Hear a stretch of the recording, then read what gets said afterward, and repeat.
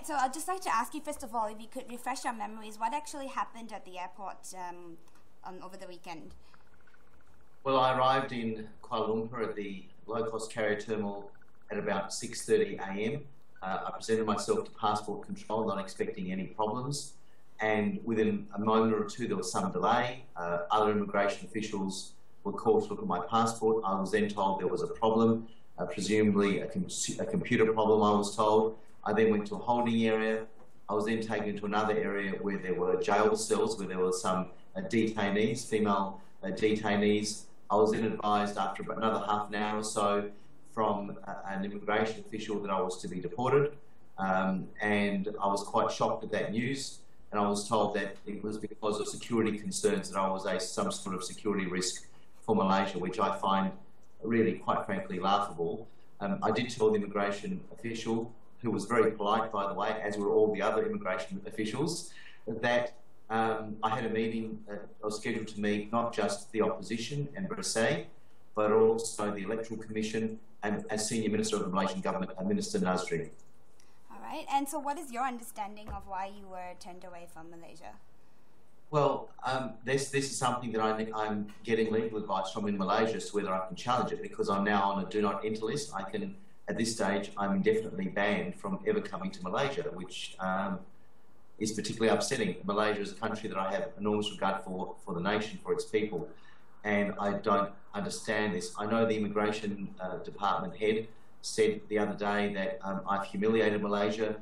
With respect, I have never said anything against Malaysia. I've been critical of the electoral process on the invitation of Bersih as a key group, a key civil society organisation, and I was part of a group, an international observer group, which included people from Pakistan, the Philippines, India, Indonesia and Germany last year that looked at these issues in terms of the robustness of Malaysian democracy, and what we found was very concerning in terms of the risk of fraud and abuse of the electoral process. May I ask, what's your particular interest with? Is it just Malaysia, or are you just interested in democracy throughout neighbouring countries?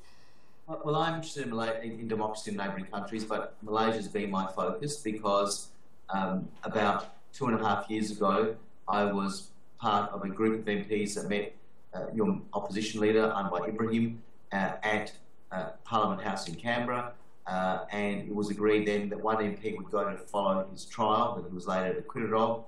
I happened to be that MP, and I travelled to Malaysia as part of that. That's where the interest began. So, but of course, if there are abuses of democracy, as there are in Cambodia, in Vietnam, in China, where it's much more serious, then obviously I'm interested in that. But the issue with Malaysia is that the government purports to say that Malaysia is a mature, strong democracy. You can't say that based on the evidence that has been gathered to date. What do you make of accusations from, well, not accusations, there's been some commentators who've said that you've sided more with the opposition, or your alliances have been more with opposition leader Anwar Ibrahim, and that's what your interactions have been with. How do you respond to these comments? Well, my alliance, if you like, is to promote democracy in the region, and Bersih is the key contact. Of course, I'm very happy to talk to the government. The interactions I've had with government ministers and government officials have been very cordial. I'm happy to pick up the phone and talk to them at any time. And Malaysia's High Commissioner to Australia is someone that I think I have a respectful relationship with. I haven't spoken to him for a number of months, but I think it is respectful.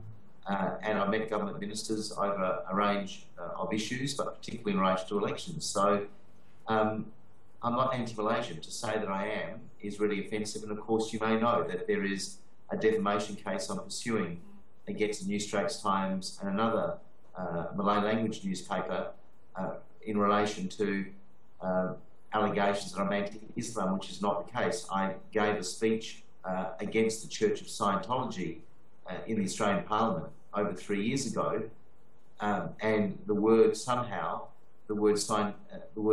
was substituted for Scientology, and the views for which the papers have apologised are not my views at all. In fact, I have enormous respect and regard for Islam as a faith. All right. Now let's just move on to the Australian government's response to this whole situation. I understand you've been a bit disappointed with how they've reacted. Well, I have been a bit disappointed, and I've just got off the phone to a colleague of mine, Michael Danby, who happens to be the chairman of the Joint Standing Committee on Foreign Affairs and Trade in the Australian Parliament, and we are co-writing an opinion piece for one of the major newspapers in Australia, which hopefully will be published soon.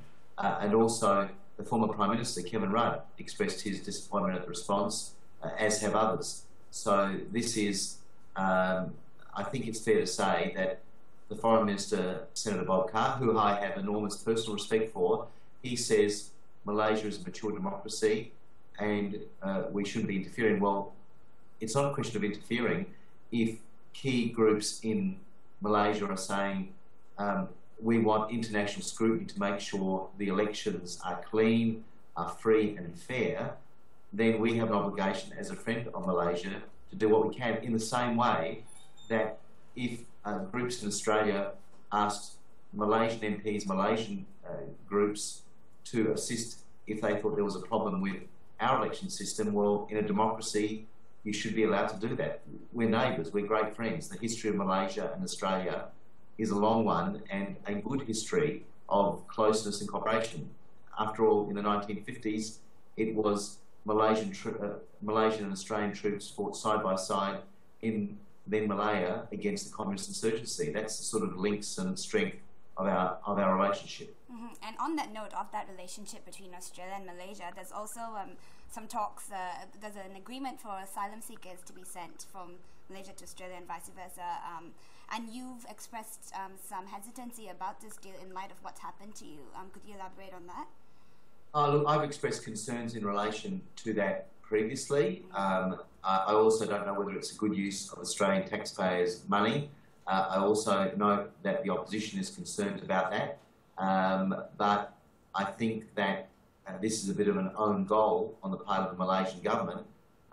They've publicised a trip that was going to be a low-key trip to Malaysia by myself and 3 other MPs, but also in relation to the whole issue of the asylum seeker swap deal. There's a lot of concern in Australia about it, but if this is what the Malaysian government does to an elected member of parliament, what will they do to asylum seekers who are sent to Malaysia? And would you say that Australia's somewhat, we could call it, cautious response to this whole issue with you being detained in Malaysia has something to do with these, with maintaining these relations so that this deal comes true? Is that a bit of a stretch, or would you say it has something to? I don't think it's a stretch. I think it's a view that's been expressed by others, and I don't think it's an unreasonable view.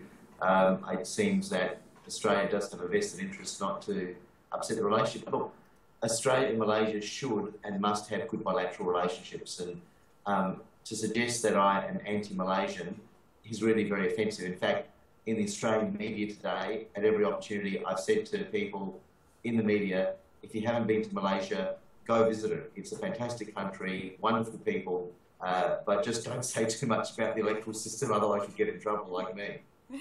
All right. Well, I think that's all from me. Is there anything else you'd like to add? No, thank you very much for this opportunity. Okay.